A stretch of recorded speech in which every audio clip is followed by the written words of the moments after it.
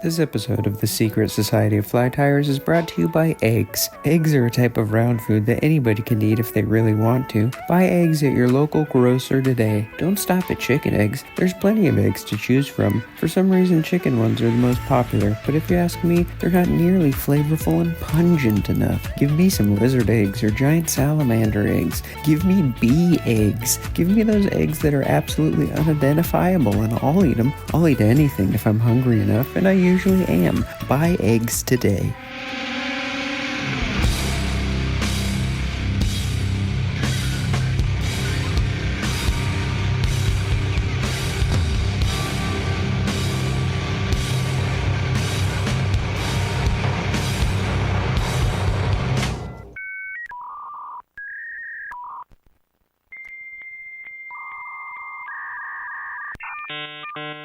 You have successfully connected to the Secret Society of Fly Tyers podcast. Dear Diary, what am I doing? And why are you listening to me writing in my diary? What are you, some kind of depraved voyeur? This is private stuff. Okay, maybe it's not private. Maybe it's actually available globally, and I ask people to listen to it, and I enjoy their feedback. But that doesn't answer the question I posed to myself just a few sentences ago. I do know one thing that I am consciously doing with this new season of the Fly Tying World's Dumbest Podcast. I am hammering you all with countless fake commercials and phony sponsors. I'm not sure if you knew this about me, but my dream job is making fake commercials for a living. I'll take that one more rung up the ladder and say that I'd be even happier making long-form fake infomercials. I know, what kind of unspeakably lonely loser aspires to make commercials for products that don't exist as their job? I do. I've always hated real commercials, but when they get ramped up into an hour-long special in front of a live studio audience, something magical happens. Welcome to the world of magic. In my opinion, the worst byproduct of having everything we want to watch on demand is the death of the infomercial. I want to be the Ron Popeil of podcasting, and these fake commercials I've been cooking up with my pal the Worm are the perfect resume. It's all practice for my future career. I gotta have a backup in case this broadcasting thing doesn't take off, right? All you spend for this fabulous machine is just 4 easy payments of just $39.99. Hold it, Ron. Hold it, Ron. It's now only 4 easy payments of only $29.99. 12 different dyes and shapes. You get angel hair vermicelli spaghetti, you get linguine, fettuccine, egg noodles, you get lasagna, macaroni, rigatoni, you get the gnocchi, you get the cookie dye, and you get the bagel dye. Yeah. And I do basically write in a diary as prep for these monologues. Not like traditional diary entries, but I write little notes to remind myself of things that I want to include on future episodes. I'm reading through those notes right now, and I'm not sure why I wrote this down, but one note reads, "Having diarrhea so bad that the sound of it made me laugh at my own misfortune." I don't know where I was planning on going with that, and there isn't a whole lot for me to elaborate on there, but I wrote it down and now it's on my podcast. I'm not saying having diarrhea is always fun, but for a brief moment it was comedically enjoyable for me. You have to try and find the silver lining in the darkest clouds. Anyways, for now, I am not a professional infomercial man. I'm still the host of Secret Society of Fly Tyers, and today I'm going to call myself Merlin. Not because I practice any type of magic, but every day of my life I want to be dressed the same way as Merlin was dressed when he got back from Bermuda in The Sword and the Stone. I would be so proud of myself if I could grow a beard like the real Merlin, but that is impossible. My face will not allow it. I am proud to welcome my new friend Erik Clymore to the show today, my very first guest from Georgia.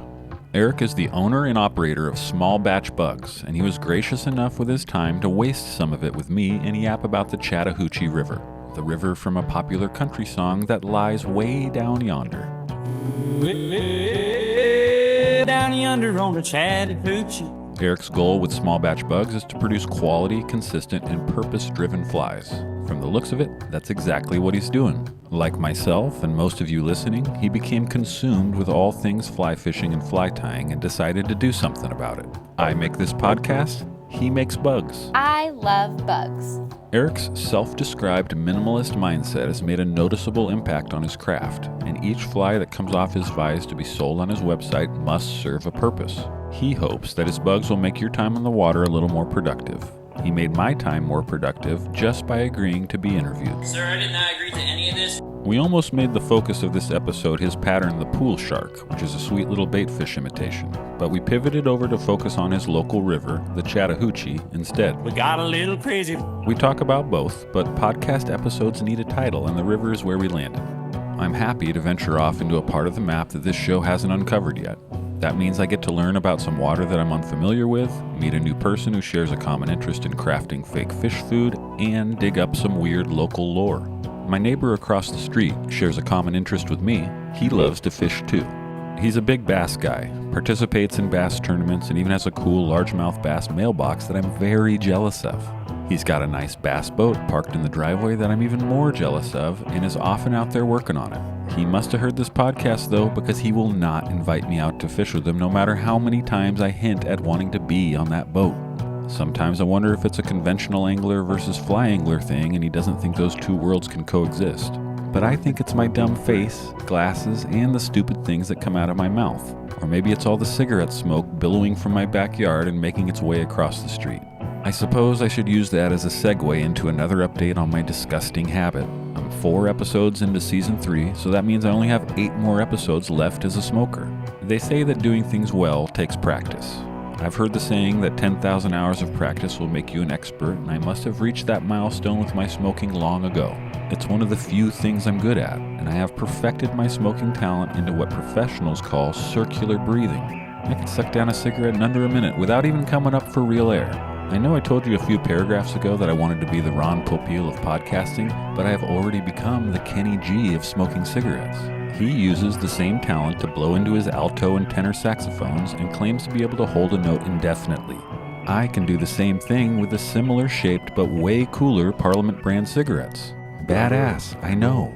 Has anyone ever described a saxophonist as badass? The answer is no. This episode of the Secret Society of Fly Tires is brought to you by ham. Ham. It's the best kind of meat there is. Buy your ham at your local grocer or pig farm. Buy it from the kindly door-to-door meat salesman that wanders around your neighborhood. Cook it with bacon and pork chops. Buy ham today and enjoy it with your friends and family. Hamily. So, I have not quit yet, but the clock is ticking. Like sands through the hourglass, these are the days of my life. I'm honestly looking forward to ditching the habit and finally fixing my teeth too. I feel like it's pointless to fix my teeth while I continue to stain them with nicotine, so I'll wait. I think I want to get all silver replacement teeth. Maybe when I return for season 4, I'll officially be a metal mouth. I promise you it's going to look really cool, and we all know I'll need to add some cool in another way when I stop smoking these cool cigarettes. A mouthful of silver will absolutely do the trick. So let's talk about the metallic mouth. My guest Erik Clymore's flies will do the trick too if you want to fool a fish on the Chattahoochee River. Thank God I finally found a segue back into flies and fishing. I was saying earlier that I was excited to write an episode about a river in a part of the country that I not only haven't gotten to write about yet, but I've never been to either.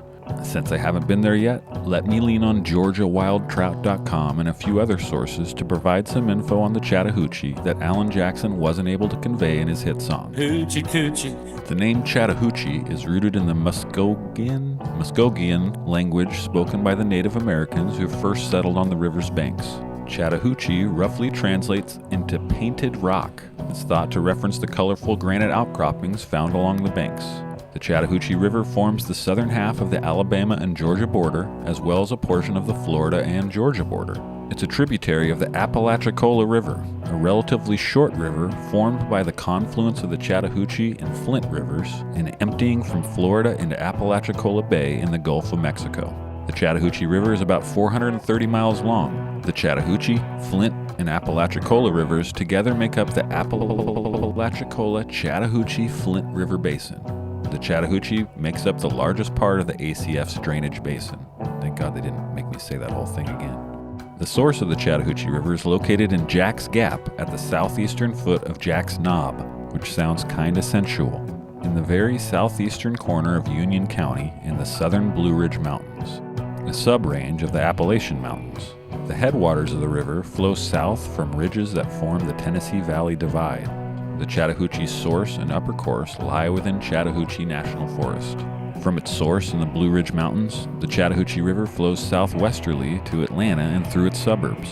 It eventually turns due south to form the southern half of the Georgia-Alabama state line. Flowing through a series of reservoirs and artificial lakes, it flows by Columbus, the second largest city in Georgia, and the Fort Moore Army Base. At Columbus, it crosses the fall line of the eastern United States. From Lake Oliver to Fort Moore, the Chattahoochee River Walk provides trail access to travel along 15 miles of the river's banks. Farther south, it merges with the Flint River and other tributaries at Lake Seminole near Bainbridge to form the Apalachicola River that flows into the Florida Panhandle. The Chattahoochee River ends in the city of Chattahoochee, Florida. From there, the same river is then named Apalachicola River, which ends 106 miles away in the city of Apalachicola, Florida, meaning both rivers end in the city named after them. Although the same river, this portion was given a different name by separated settlers in different regions during the colonial times. People say that the Chattahoochee River is the best piece of trout water for both beginning and experienced fly fishermen to improve their angling skills in Georgia. From the I-285 bridge to Helen, the Hooch offers something to every angler throughout each season. While different sections or tributaries may be better at certain times of year, the Hooch offers anglers a shot at most of the species of trout found in Georgia. The Peach State also offers up plenty of weird lore and cryptids for me to share with you. These are all real, and the government is lying to you about their existence to keep you complacent in your 9-to-5 job where you ignore the supernatural and pretend everything in this world is completely boring and easily explained by science. What is science? To start, Georgia has a dinosaur, the Georgia raptor. The Atlanta-based rapper. No, I said raptor. Raptor. This is a bipedal lizard creature, first sighted in 2008, which means these puppies have been breeding in the area for quite some time. Good for them for having sex with each other so many times. The Georgia raptor has been described as being 5 feet tall with the appearance of a velociraptor from the Jurassic Park movies. Because of recent discoveries, professional cryptozoologists have decided that the creature is most likely a troodon, which I don't like because troodons are no longer even considered dinosaurs. Who defines this stuff? That name and genus was only named after one tooth that was found. What if someone were to find only one of my soon-to-be silver teeth? Science and history may never know. Another local mystery beast is the Altamaha water monster. I feel like they gave the monster that name just to make idiots like me say it out loud and sound stupid. It's got ha-ha in the name even. Ha-ha. They're laughing at us at our own expense. Anyways, despite its mysterious nature and name, the Altamaha water monster is one of the most cited cryptids in North America. The serpent-like cryptid is believed to live somewhere beneath the coastal marshes of the Altamaha River, most often around Darien, Georgia. It's said to be over 30 feet long and capable of moving fast enough to leave ripples behind it like a motorboat, often tricking trout guides into thinking they are being low-holed and making them very mad. Reports of this monster date back into the 1800s, leading me to believe that they too are having sex with each other often enough to keep their population thriving. Let's see. Georgia also has the thunderbird, but that's just a big-ass bird, so we'll move on from that. Unless its big old feathers can be used to tie up some extra-large streamers. Oh baby, I'm gonna be rich off this idea, and no one has thought of this before me. Stay tuned for cryptid feathers that you can buy from my online store. I almost brought this back to fly tying for a moment, but it's monster time, so the fly tying will have to wait because the next Georgian cryptid is my favorite, the Pigman. The Pigman is said to prowl around the shadows of Okefenokee Swamp. Most descriptions of the creature claim that it closely resembles the far more common Bigfoot or skunk ape, with a few minor differences such as being a giant pig person. Don't talk about me like that. The Pigman is said to be very timid with sad eyes. I'm so sorry you're sad, Pigman. I get depressed sometimes too, and it's easy to be hard on yourself. But I know you can pick yourself up and find some positivity out there in the swamp.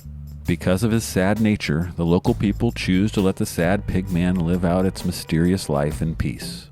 Lastly, and this isn't exactly a cryptid or a monster, but I'm reading that dozens of giant skeletons have been dug out of Okefenokee Swamp, and I love reading about giants, you guys. Some of the skeletons were discovered beneath or inside of strangely shaped Indian mounds, with the first being found in 1920. if you read about giants like me, and you probably don't, finding these skeletons in strange mounds is a common theme. The so-called mound builder culture of North America has been hugely underestimated and not given the priority it deserves. But the few sites that are left speak of enormous sophistication. Our country is covered in mounds, and like I referenced in my interview with Jonathan Farmer in episode 1 of season 3, Abe Lincoln even spoke about them while writing in his diary after visiting Niagara Falls. I wonder if Abe ever wrote in his diary about having fun diarrhea. People from that time always had diarrhea because they ate spoiled food and all kinds of various oils, so I'm guessing he probably did, and that the Smithsonian is covering that up along with all the giant skeletons. Can you all start researching giants so I don't have to feel so alone out here? Thanks. You're welcome, Merlin. Add star forts to your research as well, because like mounds filled with giant bones, America and the rest of the world is also covered in old star forts.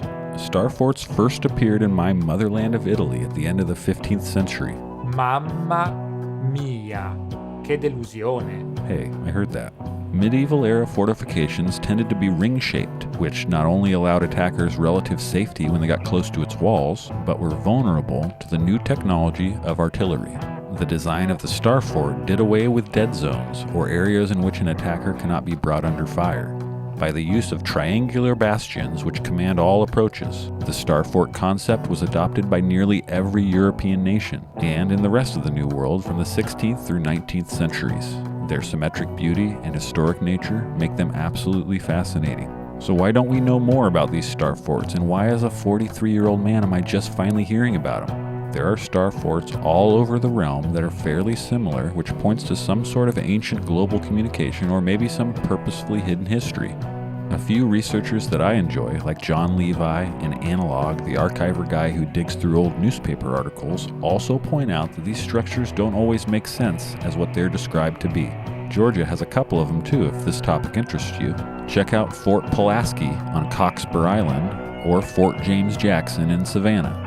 I promise you it's a fun rabbit hole that will at the very least leave you with some questions about our history. I barely believe any history anymore and it feels weird. But I think it's healthy to question everything, and I'm tired of being alone out here in the bowels of the internet. UFOs are so mainstream now. If UFOs were a punk band, they totally sold out a couple years ago. Steven, I didn't sell out, son. I bought in. Yeah, the real shit is giants and star forts. I knew I'd like Erik as soon as he showed up for the interview with a crass Taylor Swift mashup bootleg t-shirt. It was a real treat getting to know him and learning about the Chattahoochee. In a fantasy scenario, I'd be traveling all over the world, checking out star forts, and fishing all these rivers that I'm learning about from the guests of this show. All while I'm making real money as the chief huckster on the many infomercials that I produce and star in. A boy can dream, and this boy dreams big. In the meantime, this boy connected with another fly tire that lives on the other side of the country through the power of video conference technology. This is me and Erik Clymore from Small Batch Bugs shooting the shit, and I hope you enjoy it because I did. Erik, thank you for coming on the show. I was joking with you before about how many fly tires does it take to schedule an interview, and it's just 2. It might just take us a little while to get where we want to get, but we're here now. Thanks for joining me, man. Well, had you had a more decisive guest, it probably would have been scheduled a lot sooner. Man, well, I've been following small batch bugs for a little while now, and I can't remember how or when I stumbled onto your account, but I'm glad I did. You post some great flies, dude, and I'm stoked to have you on the show and introduce you to my weird audience and learn more about you. Thanks. Have you had the chance to check out the show at all? Oh yeah, no, I lost track. I listened to them while I'm tying, so I don't know how many it was, but oh man, that's a good handful. That's rad. That's the hope, man. People pipe it up while they're on the bench tying some flies. I know it's not always just 100% about tying. In fact, a lot of the time, kind of a small percentage of what I'm yapping about. But that's the goal.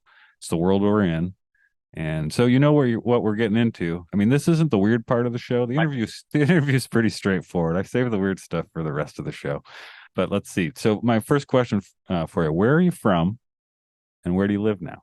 So I've basically lived in a 20-mile circle or so my whole life, basically outside of Atlanta, not far. Born in Stone Mountain and have ended up in Duluth, which is like 15 minutes from Stone Mountain.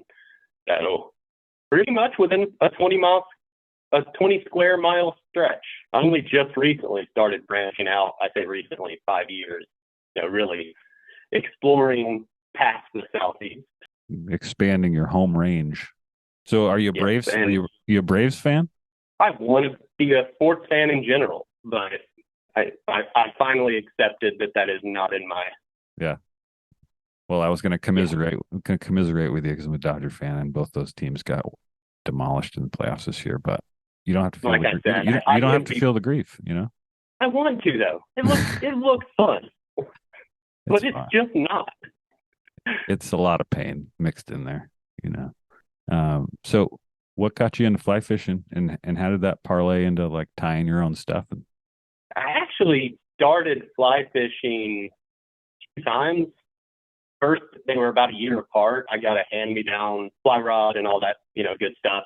And I tried to learn basically solely by myself, and it went miserable. I think I lasted like a month of going out, getting tangled, untangling not catching a fish, going home, and repeat. And then about a year later, this was all, I guess I should also give a timeline. I think 7-ish years ago. So I got a hold of another rod, reel, and joined like a local online community, ngo.org, and really just started meeting people. And I met a few people that were also just getting started. So you're gonna suck when you learn to fly fish.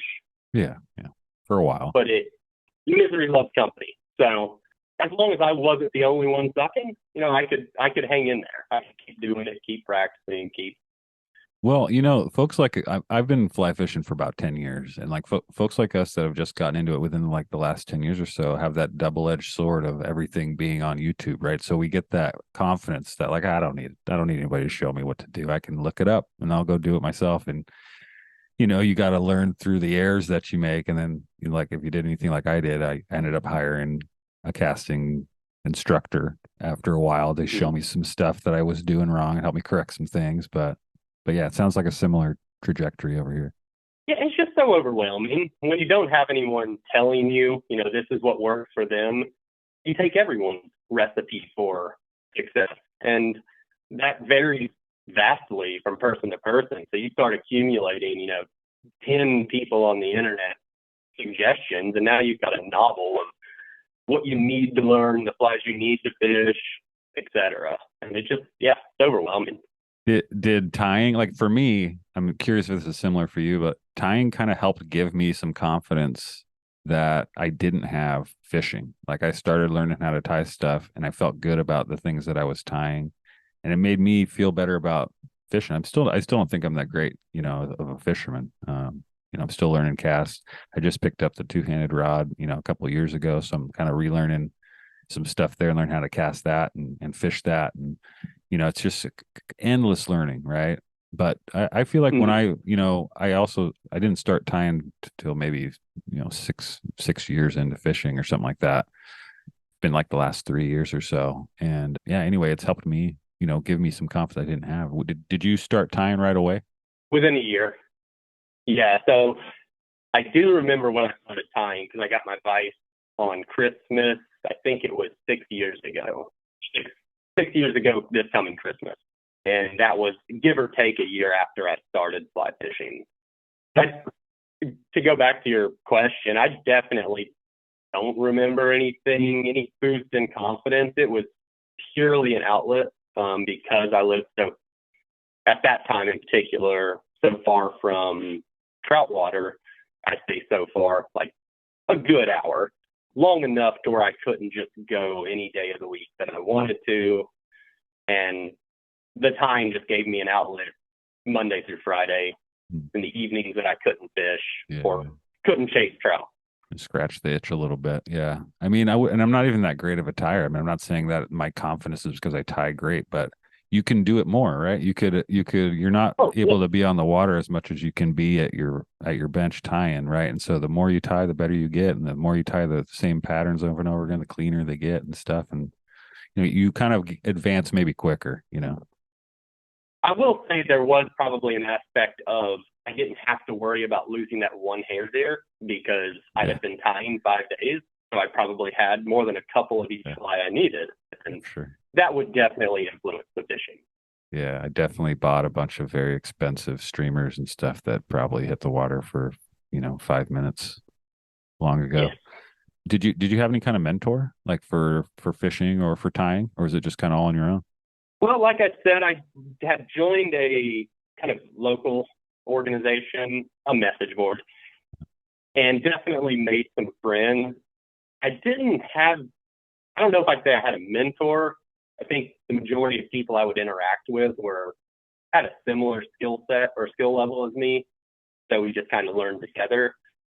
As far as tying, though, there was a guy named Justin Aldrich who tied full time and just happened to live like an hour and a half away from me. So right before I went full time, I built a relationship with him, and he was a wealth of knowledge. He passed away a couple of years ago, but yeah, he definitely filled that role. Cool. So when did you start Small Batch Bugs, and what's going on with it now? What are your goals with it? There are no goals. My goals are to pay my rent. Anything after that is a bonus. Right on. It was all so fast. So I started tying a year after I started fishing, and started selling part-time to shops maybe half a year after that. And then I'd say probably only another half a year after that. Well, yeah, another half a year, because this past June was 4 years of me tying full-time. So all within, I think, a 2-year period, I went from learning to tie to tying full-time. Cool. Man, it's a hard routine for me to grasp, tying full-time. I don't know if I'd like it. I don't know if I ever want to try it. I don't know. I had all those same questions. Yeah. And the sad part is there's no info on the internet really about commercial tying domestically. Yeah. It's one of those things I just eventually had to say, I can always put my tool belt back on and go get a construction or landscape job, but I love tying, and we'll see. Yeah, man. Yeah. And I every once in a while I squeeze a little bit of info out of my guests about tying commercially and how they get through it, and how they supplement their income if they need to, all that kind of stuff. But it's a really interesting kind of, I mean it's a lot like being an artist, in a lot of ways. You're creating something, whether it's something completely original or not, but putting it out there and selling your wares, right? And it's always tough. What's been your highest selling patterns? Like what's the bread and butter? So that's one thing I change a lot, just because I don't do well with monotony, despite my job being basically monotony. If I get bored of something, I can't make myself do it. That's why I left the landscaping job that was stable. It had the benefits, the government job, but it was boring. And so I say that to say, I haven't maintained a constant catalog. There are some styles that have kind of stood out over the years, like the little jig streamers. Those have probably been some of my highest sellers. That's cool. Very cool. Yeah. I mean, looking through your Instagram stuff, it's a pretty varied, it's a lot of different kind of stuff. So I was curious, and I know I got some questions for you we'll get to about the pool shark, one of your flies. We'll get there though. You say you don't do well with monotony. Is there anything like what's fun for you right now? What are you enjoying tying right now? Or, Okay. So my recent kind of, because I'm always changing, even as like the fun tying gets really weird really quickly. Like I change things up commercially just to keep my interest, but when I'm tying for just pure pleasure, I really kind of go out and left field. And so lately I've been experimenting with bass jigs or conventional fishing. So things 16 to 8 ounce and up, jig, just lead jig heads, and then just bunch of silly really legs and stuff. Yeah, bunch of rubber legs all over them. Yeah.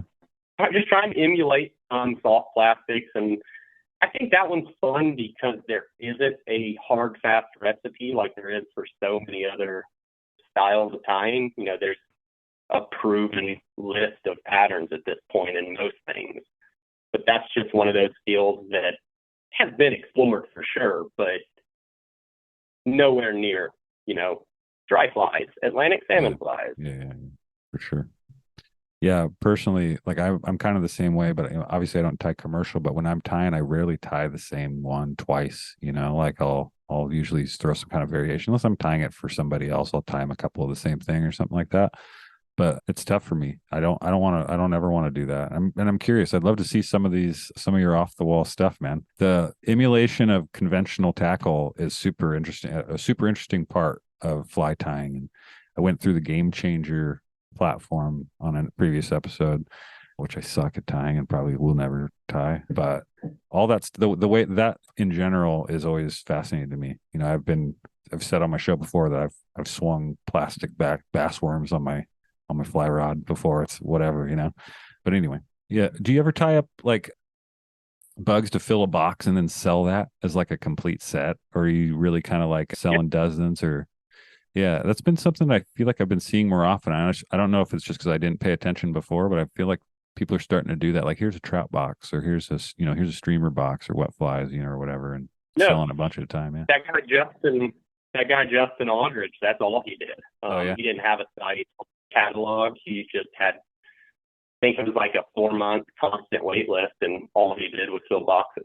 That's cool. Very cool. Yeah, I like that. That's one of those things I definitely have maintained. I actually just sold one last night.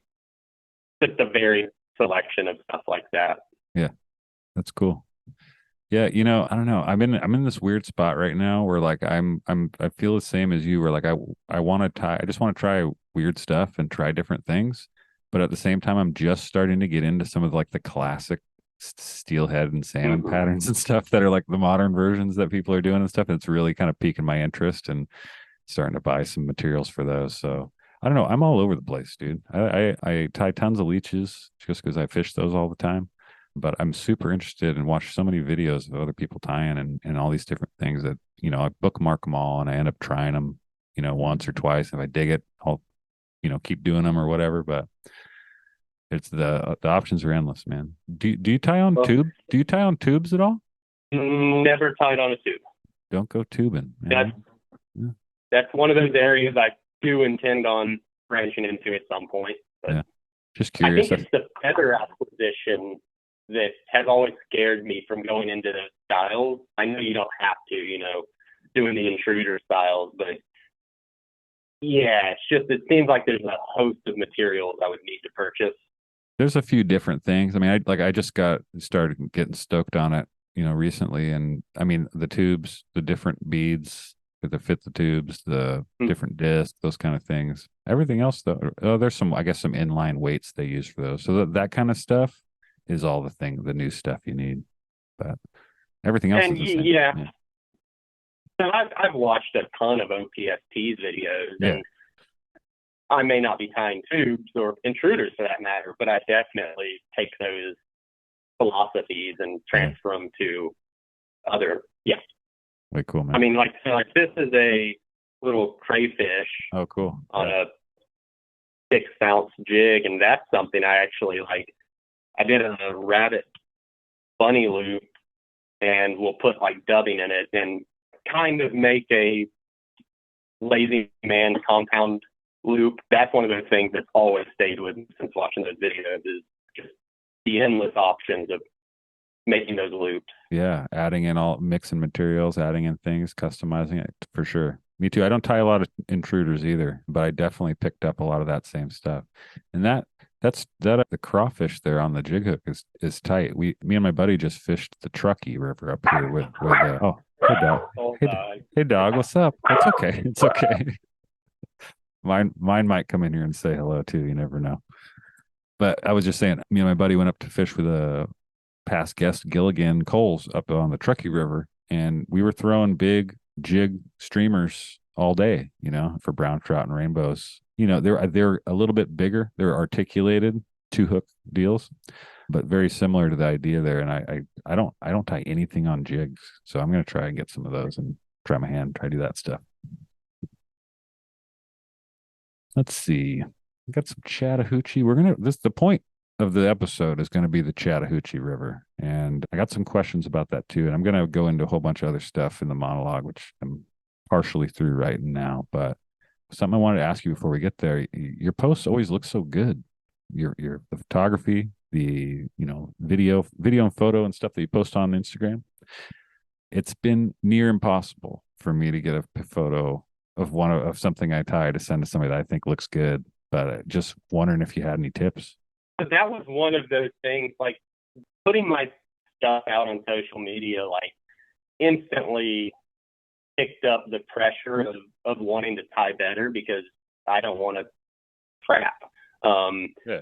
And an extension of that was the photographs, and it's all self-imposed, and I'm aware of that. But that was something I stressed from day one. If I'm going to tie a pretty fly, I want the picture to be equally visually pleasing. And honestly, though, the irony is, up until last year, I took all the pictures, videos with an iPhone 7 that I refused to let go of. Oh, yeah. That I had to charge about 6 times a day. Yeah. But yeah, it was just that, a little cheap macro lens that I bought off Amazon. And okay. Yeah. Yeah, I'm gonna have to grab one of those because I agree. I mean, and even looking at other people's stuff, if I wanted to buy something, like when you see all the details and it looks good, like I mean, it sells the fly, so. And I think it also helped me get better in the sense of, looking at your fly on the vise is one thing, but when you're staring at it the size of your phone screen, all of a sudden those imperfections become very clear. So you want the next one to not have those imperfections because now they're there. Yep, you got to tighten it up. So the pool shark was a pattern of yours. Excuse me, it was a pattern of yours that we were talking about via email. Tell me a little bit about creating that one and like what inspired, the bait fish pattern that you got, the pool shark. I honestly don't know what inspired at this point. I remember having it about 4 years ago on a road trip I was on, and that's really the earliest I remember having it in my box. So I don't know what led to tying it. I just know that I've always loved the bunny leech, and it's really not much different than just an articulated bunny leech, a little bit of flash that the bunny leech may not have, and a little bit of a bulkier head, but at its core, it's just a rabbit strip. And so I think that was, if I had to pull some inspiration, that was probably where I got it, just my love for that fly. And yeah, I've always liked subtle flies in general. I think flash is overdone. I've seen it work for people, and I've started to reconsider my hatred for the gaudy stuff, but at my core, I like fishing natural stuff, whether it's nymphs, tries, streamers. Right on. Yeah, what is it? The prom dress? That's like all flash. That's like all flashable. See, the dog didn't like it. So I'm actually dog sitting a Chihuahua, and my dog never barks like this. That's the visitor dog. Yes, I'm gonna actually put him in my bedroom. All right, calm down, Pooch. We'll see if this is at least tolerable. It's gonna muffle their screams a little. I can't hear him now. Don't worry about it. So we kind of got cut off there, but you had mentioned via email that you used to have a name for the pool shark that you hated. Do you care to share that so we can laugh about it together? That's the thing. You probably won't laugh. It's always felt weird, so I just refused to use it. And then I was actually submitting it to Fooling Mill last year, so I wanted to come up with something to call it that I liked on the off chance that they took it, which they didn't. But yeah, so that's like I said in the email, listening to a song, I liked it, so I used it, and it felt right ever since. But I used to call it the Bionic Bunny. The Bionic Bunny. Well, it's not funny, man. I thought you was going to be something embarrassing. it's not. Like I think the fact that it's not embarrassing is embarrassing. The way I react so weirdly to a fairly normal name. Well, you touched on something that I don't think I've ever talked to anybody about, but it's the submission process. Like, so when you have a pattern that you're confident in that you think could be, sold to for sale for consignment or whatever, however you handle it, like, what is the submission process like? What do you do? Like, are you putting together some kind of a bio about it? Like, No, if I recall, so I sent a bunch of flies, but basically I just flooded them with pictures, and they had said they were interested in a couple, the pool shark being one of them. And at that point, I did a picture step by step because, like I said, technologically ignorant, and videos are still something I haven't grasped onto yet. But so I just took a instructional step by step picture and then sent, I think, like 1 in 3 colors, 1 each of 3 different colors, and they select all of those samples from everyone who has submitted through the year and basically just go fish them. And then that lasts, I think, a month or 2, and then I can't speak on the successful submission aspect, but that's when you get your rejection. Yeah. I have to imagine, I can only compare this to music and like bands sending their demo tapes in, and they probably get so much crap.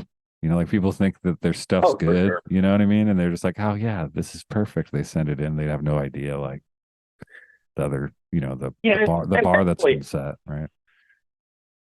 I didn't need them to pick it up to make money. I was purely just doing it because it seems like a cool thing, and I'm going to keep doing it. Yeah. So I went into it with that mindset of if they take it, they take it. If not, I'm going to keep selling it. I'm still going to make money off of it. I'm just going to have to buy it. Everything that you sell is direct at this point. Yeah. Man, yeah, I can imagine how cool it would be to get something in a catalog and like have your name on it and, seeing it sell on such a broader level. It'd be pretty dang cool. Yeah. And so unfortunately, I'm in a niche that doesn't get, it's already flooded. I have built my name in primarily Euro nymphing stuff, and so that's where my submissions really are. But like I said, they're flooded with popular right now for sure. Yeah. Big-headed stuff. Yeah. Yeah. So I don't think we went down I know the bunny, obviously, but quick rundown of the other materials that you use in the pool shark. Well, what else is in there? So it started out with just a zonker back and a polar chenille belly. And then I think at that time I was actually using laser duck for the head. I would just spin it up in these really weird, messy loops because laser duck does not spin well. And that's how I fished it for a long time. And it caught a lot of fish just like that. But as I started posting it, I wanted it to look better. And I also wanted to make some tweaks here and there. So I ended up with this latest version using a stacked laser dub belly, similar to like Kelly Gallup's Fairly Legal or Laser Legal, how he stacks the laser dub. I think he does the back though. But regardless, a stacked laser dub belly and then a stacked laser dub head to just, like I said, it has minimal flash with the UV and the subtle sparkle in that dub, but it's not overly just gaudy. Yeah. Very cool, man. It's really just 2 materials. That's cool. I like it simple. And there's obviously a lot of popular bait fish patterns out there. I usually default to Clouser because game changers are too hard. And what do you think are the nuances that set the pool shark apart from the other ones, Well, definitely the minimal flash. I think that's overdone way too much. And also its size. That's the other thing I love about it and makes me fish it with such confidence is I've caught a ton of small fish on it. And I've tried to be one of the streamer guys that can be okay with a 0 fish day, but I just can't. So after an hour of struggling for an eat, I'll put something small on to where at least if I don't trigger a big fish, I can scrounge up an 8-incher. So those are the two things: minimal flash and small to medium small size. It just works. Yeah. The small size lends to some castability too, I'm sure. Yeah, except I'm actually 4-weight more often than not when I'm streamer fishing, which is probably not the best tool, but it's versatile, so I can also nymph with it if I wanted to. And then I regularly throw it on my 3-weight nymphing rod. So castability has never really went into the equation. Yeah. Funny you bring up the one fish day streamer fishing. It's exactly what I got my last time up there. And I am actually okay with the one fish the whole day. Like if I get the one fish, I'm good. It's the skunks that hurt, but it was, I got one big fish on streamers up on the Truckee, and it was my first brown trout. I had never caught brown trout, and I just don't fish very often where they're at. And it was a big one too. So it was awesome. That one fish ruled. Yeah. Let's get into the Chattahoochee a little bit. So, speaking of brown trout, yeah, the Chattahoochee is a long name for a river. Do you call it by any nicknames? I'd use the Hoochie Mama, or Chatta Bang Bang. No, never use those. Okay, ever. They're very bad. I just made them up. According to GeorgiaWildTrout.com, the Chattahoochee has been called, quote, the best place to fly fish in Georgia. Do you agree? Depends what you're after. Yeah. If you're after peace and solitude, it's the worst place to fish. Heavy traffic? Yeah. Oh, yeah. We're coming up on my favorite season, which is winter, when the water clears up and it's too cold for the just weekend warriors to come out. That's when it shines. But come spring, it gets flooded with people. Yeah. Well, same here on my home river. I live here in Sacramento on the Lower American, and it quiets down a bunch after fall. The salmon run is in the fall, and that gets busy. But in the winter, you usually don't maybe see one person, two people going to different spots. But I like winter fishing too. It touches a handful of states: Georgia, Alabama, Florida. I'm assuming you stick to kind of the Georgia region, or do you branch out and go other spots? So that's the thing. When I talk about the Chattahoochee, I'm usually referring to like a 20-ish mile section below Lake Lanier. Yeah, it's a long river. Above Lake Lanier, that's the North Georgia portion, and I think it shines when you look at the shoal bass, which is a species of bass that's... When you want a hot meal without a big deal, what are you gonna pick? Hot Pocket. When a hungry bunch shows up for lunch, what are you gonna pick? Don't you hate it when you get home after a hard day of middle school and you're super hungry but you're too stupid and lazy to make real food? I hate that too. Luckily, there's a little thing called ham and cheese Hot Pockets that are here to save the day. These frozen food pucks give you all the essential greases and salts that your body needs to power you through your next video game level or cybercrime. I don't know what kids like to do for fun after school these days. I haven't been a kid in decades. When I was a kid, we'd drink soda and skateboard till we puked. You kids these days have got it easy. We had to put ham and cheese into our own pockets. We couldn't just get a pre-made pocket out of the freezer and boil it up and eat it. You're all idiots. I'm stronger and tougher than any of you. But don't take my word for it. Here's your lovable host, Here's your host, Marf, to tell you about how strong I am and how delicious Hot Pockets are. That's right. You are strong, and ham and cheese Hot Pockets have always been delicious. They're arguably the most delicious frozen food, except for one. Yeah, Marf's right. Hot Pockets are cool, but frozen shrimp is the all-time best frozen food. This advertisement for ham and cheese Hot Pockets is brought to you by CPAC brand frozen shrimp. These shrimp are so plump and succulent. I've never eaten anything more succulent and plump in all my life. I love CPAC brand frozen shrimp. I eat them straight out of the bag, shells and all. I don't even cook them. I love them that much. Primarily in Georgia, just 3 river drainages, and pound for pound, it either equals or beats smallmouth, and it grows faster than smallmouth, but for whatever reason, it doesn't get much recognition. Did I read that the shoal bass was the state fish of Georgia? Am I tripping? I don't know. Maybe I'm going to Google it. I thought I read that. Oh, you could have. I State have fish no of clue. Georgia. Nope, it's the largemouth. Why didn't they give it to the shoal bass? That is stupid. Right.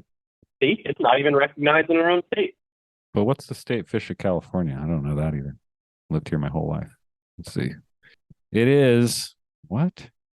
What is the state fish of California? It's the golden trout. I Native was only to really California. hoping you were about to say fish. What was that? I was really hoping you were about to say goldfish. Dude, when I Googled the results, that shows a goldfish. Like I could share my screen. It wouldn't matter. You can believe me. There's a grid here of photos of goldfish, but they look like larger wild goldfish, if there's such a thing. But it's talking about the golden trout, which I understand are stocked to a certain extent. And I want to say the higher elevations. I could be wrong. I could be totally misremembering this, but I'm kind of surprised to see that as state fish. Why wouldn't it be the king salmon or something? Well, anyway, the Chattahoochee the Hooch has an extensive list of tributaries too. Do you fish the tribs? No. Like So I do fish up in. I think I read like 100. There was like a long list of tributaries off the Chattahoochee. So the Chattahoochee stays relatively small for a good while up in North Georgia, and obviously the tributaries are equally small. And I've never really gotten into the whole small stream, 7-foot rod brook trout, 4-inch brook trout fishing, and that's what you're going to get up there in the tributaries. And then when you get below Lake Clymore, the tributaries are usually filled with runoff, super muddy, silty. Definitely not ideal places to go target. Yeah. So you said your favorite time of year to fish is in the winter, but what's the best time? Is it during the spring and summer where it's all crowded out there, or is that more like a rafting type thing going on? That again depends on what you want. If you want stock trout with a total of like 1.7 fins this summer, because that's when they dump the fish that they can't dump in all the other streams that warm up to lethal levels. But if you're going for the browns, I think winter is probably the best, purely because they're coming off the spawn. So a lot of the bigger fish are shallow. They haven't been pushed out by stockers or increased pressure, because the Chattahoochee is relatively deep. So the second that kind of becomes the norm again, the brown trout move. And then you've also got that post-spawn feeding frenzy and the water is clearing up because the lake does a weird turnover in the full late summer where it just spews out this nasty opaque green water. And so it's just a mix of things that kind of definitely increase the brown population in accessible water. What's and pardon the question, but I just caught a giant brown trout myself. What's the biggest brown trout that you've caught on the Hooch? I landed a 20 early on, and I don't think I've landed one yet since. 20-incher? I've hooked a couple. Yeah. Yeah. And I actually, if you want to count this one, so I was on my kayak last summer, and I caught a little 8 or 9 inch brown dry dropping. And I was sitting over like a 10-foot pool, and I was like, I'm just going to let him flop around for a minute, see if anything comes out. Sure. And so I let him just stay hooked underneath me, and I see this 2-foot brown come out, just T-bone it, take off, and snapped my 6X tippet the second I put pressure on it. Man. That was the biggest fish I ever had. Got you. Yeah. Man, yeah. The one I got up. Have it. Yeah. The one I had this last week or whatever when we went up was about 24 inches, and at least that's what Gilligan told me. I would have told you it was 100 inches and fucking 50 pounds, but it was great fish, super fun. I want to get back up there. Love streamer fishing, and the Truckee is so cool, and brown trout are super cool too. Let's see. Let me find my next question for you here. So I know there's a variation seasonally in species wise, but if you had to bring 5 flies to the Chattahoochee River, what would they be? So there's the CDC jig bugger, which was my handicap in the beginning because you can't fish it wrong. Like you can poorly drift it with drag and catch fish because you're basically at that point swinging a bugger. And that did not help my natural fishing that came later on. But that's a fly that I would take anywhere, if the hooch or not. And I've caught fish everywhere, from the ocean to lakes to every trout stream I fish. Cool. And outside of that, I'd probably have a midge just because tailwaters equal midges. And then it's really just simple patterns that I'd have anywhere, which would be a simple pheasant tail, a simple baetis, and probably a simple waltz. Making some notes here for the show notes. You didn't include the pool shark in there. Oh, yeah, because if I was on a boat, that's a different story. For sure. Because year in, year out, I mean, day in, day out, the streamer fishing is mostly a boat game. Not a ton of streamer, wading access. So the wading access you get is pressured, and pressured water isn't the best water to be throwing around a 4-inch streamer. Yeah, it's true, huh? It works sometimes, and I do it, but... So I was doing some reading on the Hoochie Mama, and it has a long history from Native American settlements, Civil War battles, rumored buried treasure. You heard that one? I haven't. I've seen YouTube videos of guys snorkeling it or scuba diving it and finding a landmine. Yeah, this was somebody who had poorly buried treasure. I'll touch on it in the monologue and get into that story a little bit. And then also just transportation and trade routes on the river.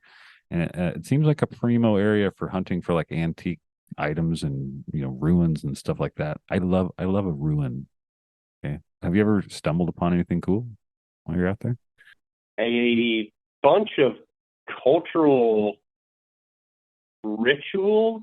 There's a certain time of the year where I don't even know what religion it is, but they will come out and put statues in the weirdest places, like not out in the open. You stumble onto them. You mean like statues, not like piled up rocks or whatever? No, like shrines. I think that actually it's a big enough thing where there was a market for water soluble variations because so many people were leaving these things on riverbanks that it started to become pollution because lead paint and all that good stuff. They druids or something? Pagans? No, I believe it's an Asian culture. Oh, okay. Not positive.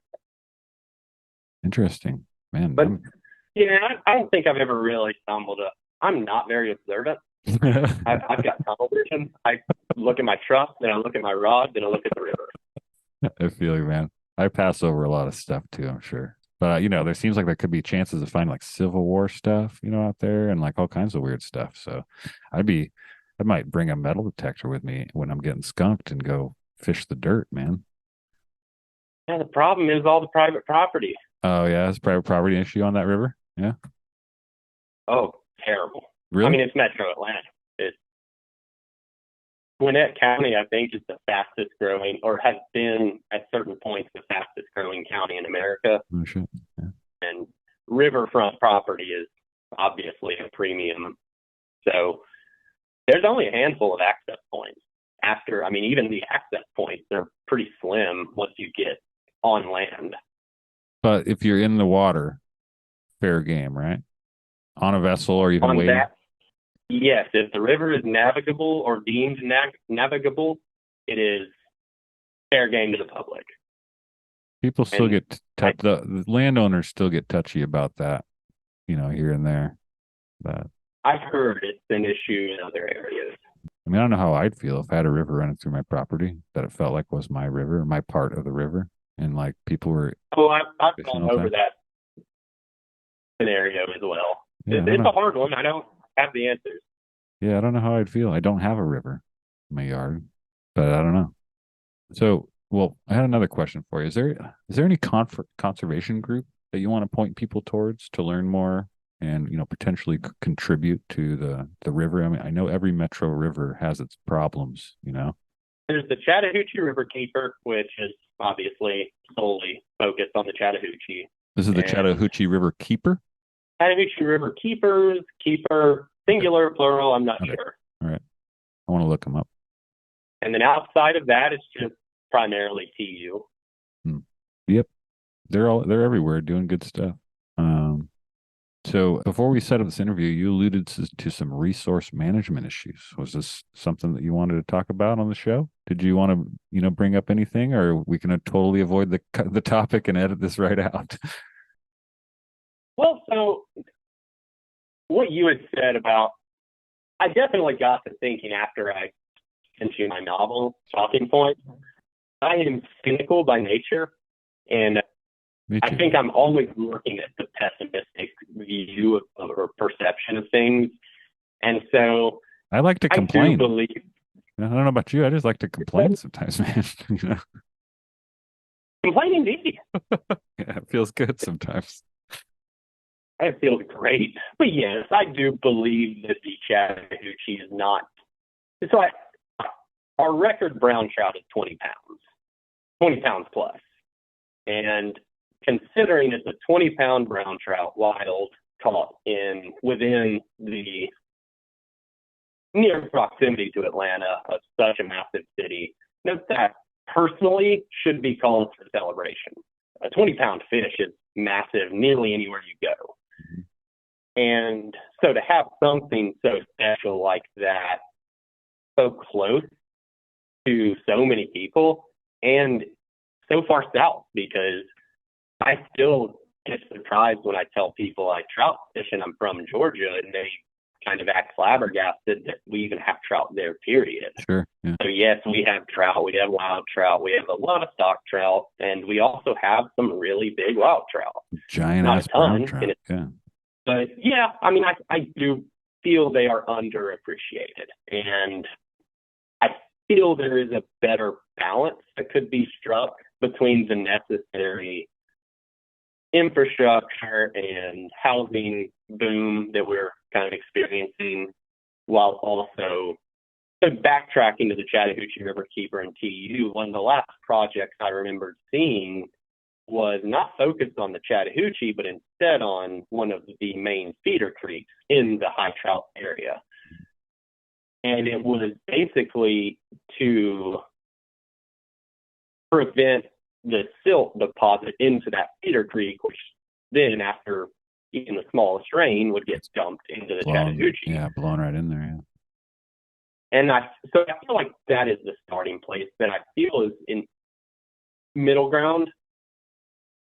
Keep building. You're going to have to. Like we've lost the choice in that. Atlanta is going to continue to grow, but be aware of that trickle that's in the backyard of that subdivision and where it goes, because it is dumping a lot of that crap into waters where that crap has an effect, and a serious effect. Because I've noticed a decline in the river in my short years of fly fishing. And you talk to people who have been doing it for 20 years, and obviously there's an even bigger decline. So that's kind of, it concerns me how fast it's declining and where it'll be in 10 years, but have to wait and see. Yeah, I could be talking out my ass here. I do that, but I feel like metro rivers tend to have management issues. I don't feel like the people in charge treat it the same way as maybe the folks in charge in a rural area dealing with their beautiful river and the resource that they have there. They don't think they look at it the same. And I have similar issues differently geographically and some variables on the river that I fish, but it's hard not to care about it when you're in it, when you're in there fishing. That's what you enjoy doing, right? So you inherently start complaining, because it could be better, right? And for the fish and for the fishermen. The other big thing that I feel like more people should kind of recognize is there's always a big push to stock, and there's a big push for catch and release wild trout. Sure. And I get it, and I subscribe to it for the most part, but it can be a short-sighted view or perception, because we're going to continue to stock. Like, people have voiced their thoughts about that, and stocking is not going anywhere. However, with the catch and release brown trout, up until a couple of years ago, you would catch 30 browns, but they would be between 2 to 4 inches because they were flooded with fingerlings with such a poor aquatic insect life. So these fish that could reproduce very well just weren't getting big. And a couple of years ago, there was some high water that led to dam releases that correlated with the spawn. And that was, I think, 2 years in a row. And it just wiped out the eggs. And within 2 years, the average size of brown trout just skyrocketed to like where you would used to catch a 4 or 5 inch fish. Now that fish is 6, 8, 9 inches. And that translates into more big fish. And I think that is proof that there is more to it than just put more fish, leave more fish, get better fish. You've got to take into effect the state of the river, the odds of the river ever getting better, because the odds are pretty slim. Yeah. However, there are ways we can maximize what we do have. And I believe that is maybe implementing a slot limit. I've seen that or periodic closures, right? We're always afraid of those because it's like, oh, I can't fish my river, but it's like it does such good when implemented correctly, you know. Oh yeah, and we used to have that, but we went to year-round fishing, I think, everywhere for trout in Georgia. I don't know if there's a single closure at this point outside of private closures. Well, yeah. One last question I had for you, and thanks for going through that. I think it's important to talk about that stuff, especially from people that are fishermen fishing it, you know. But my last question about the river for you is just straight simple. Why do you love the Chattahoochee? Accessibility, and the other thing I never touched on is it is by far the most beautiful brown trout I've caught, and I've fished a handful of places over the country, and for whatever reason, the strain of browns that we have, just they're the most vibrant, especially coming into fall, winter, where there's the spawning colors are popping. But that's weirdly one of my favorite things about the river. Oh yeah, man. I appreciate that stuff too. Got a couple more questions for you before we wrap up. You mentioned to me before the interview that you got sober fairly young. I don't know how old you are. How old are you now? 33. What's that? 33. 33. Okay, cut out for a second. So I'm 42. I commend you for that. I'm sort of finally contemplating my eventual sobriety these days as a 42-year-old dad with 2 young kids. And I've never been a big drinker, so that's not really the problem. But I've had lots of battles with cigarettes over the last 20 years, and I like smoking stuff. Okay, I'm actually. It's been tough not to vape during this. Yeah, I'm actually making it sort of a focus for this season, a loose theme of quitting stuff that's bad for you. And for me, it's cigarettes. You know, and what helped you through your journey to sobriety, and how did that lead into working with Reeling and Serenity? And you know, what kind of tips could you pass on to my completely drunk and drugged out listener base? Spiral hard and fast and basically lose the choice. And that really helps, you know, being confronted with you're on your own, laughing. Go homeless. Or it's not funny, haha, but I'm laughing. It's funny in hindsight because this was a serious contemplation that did I want to drink more than I wanted to live under a roof? So that helped. And then fast forward and it realized I actually enjoyed not being on drugs and drunk all the time. And not to mention that was my hobby. I mean, it wasn't until I ditched that I made room for finding the things that I truly cared about. And that's when, you know, things like backpacking, fishing in general at first, then fly fishing, it opened up space for all that. And so I'm super grateful. And my life I would not be here had it had I not got sober. I'd probably be dead, but Man, that's such a simple kind of passing tip, but it rings really true. I mean, whatever your vice is, it does take up a certain amount of your day, and not just the money, all that. It takes up the ritual of whatever you're doing, whether it's smoking, drinking, drugs, whatever. It takes up a considerable amount. Yeah. So, get your time back. Part of me quitting smoking has been being afraid of losing that smoking time, where it's like I get that decompress and it's just me, and having a smoke. But there are positive sides to that. And that's a great tip. Appreciate that. And that last one rings true for me as well. It's a hard one to get.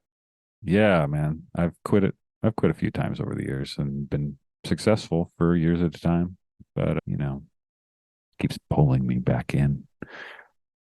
I got one more question for you, Erik, and it's one I ask every one of my guests. Have you ever had a paranormal or supernatural experience? Yeah, I was prepped for this.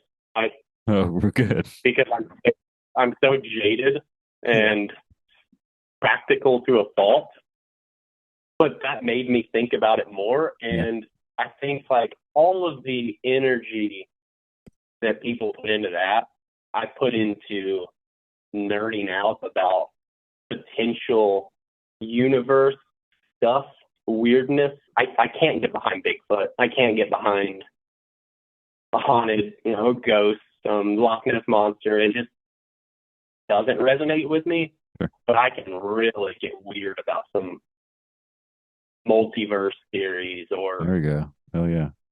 Alien life. Non-linear time, and we're all experiencing the same thing at the same time in the past and the present and the future. We can get real weird, man. The second I leave, how do I know you even exist? How do I know you're not just I'll never be able to prove here. Yeah. That's a good answer. That's a good answer to that question when you don't have one. I like that.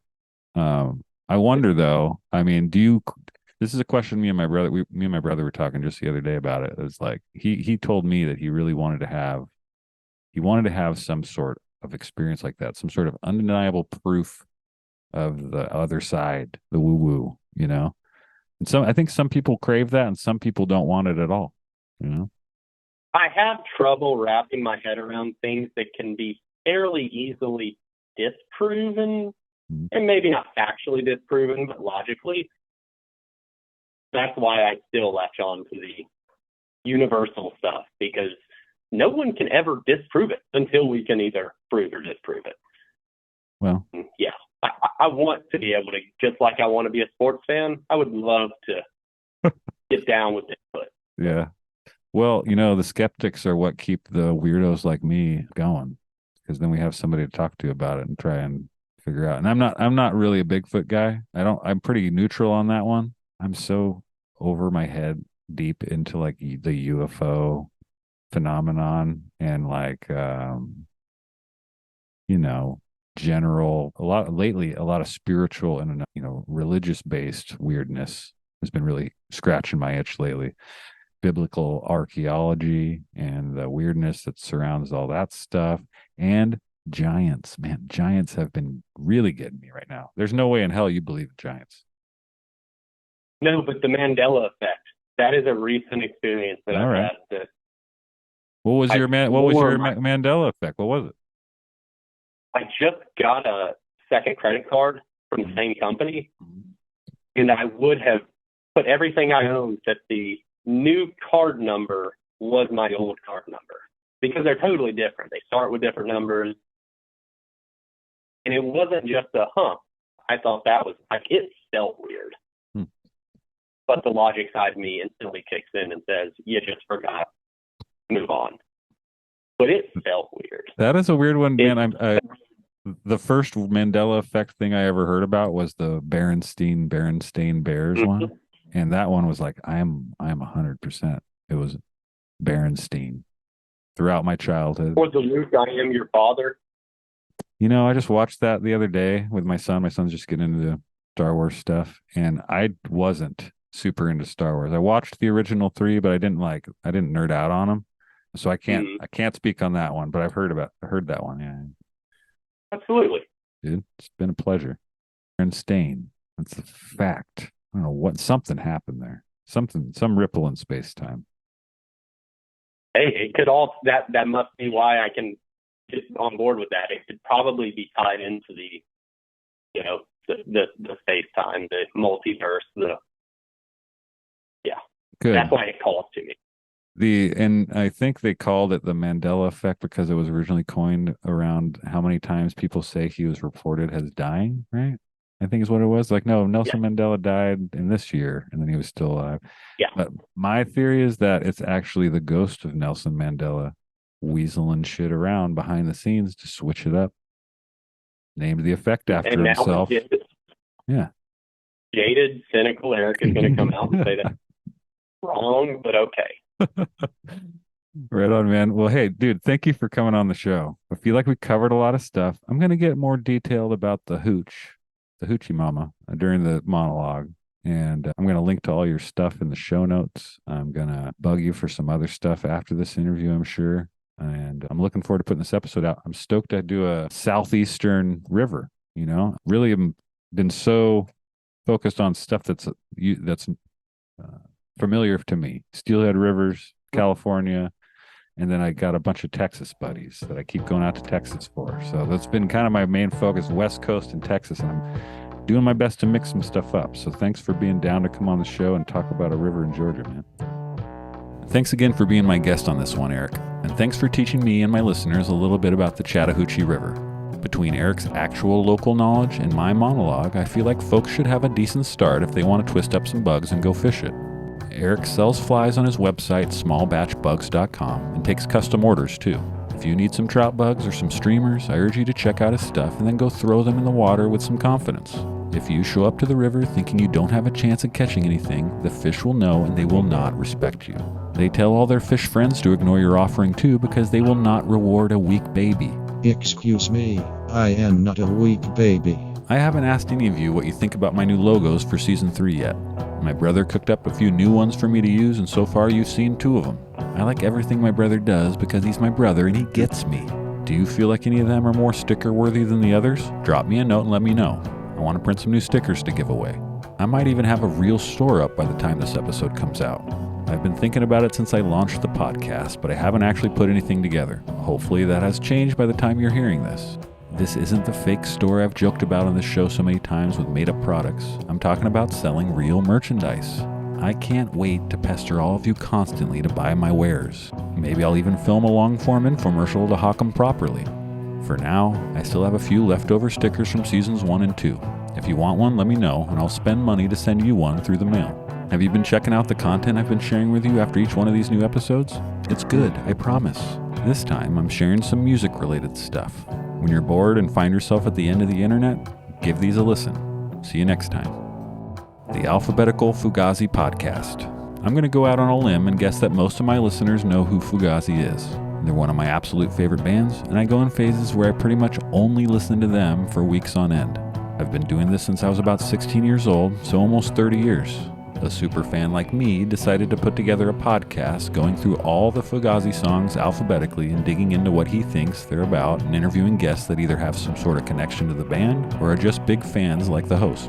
It's been interesting for me because for some reason I felt like I knew all the lyrics to all the many Fugazi songs just by listening to them so much, and I rarely bothered to actually read through them to find out what they really were. I was wrong a lot, and it's been cool diving deep into individual songs that I felt like I knew so well and being pleasantly surprised at being wrong. From 23 Beats Off to Walk-In Syndrome, host Ian James Wright and a rotating cast of guests talk about every song by the band Fugazi, not chronologically, but in alphabetical order. Check it out on whatever podcast platform you like to use. My next recommendation is Sing Backwards and Weep, a memoir by the late Mark Lanegan.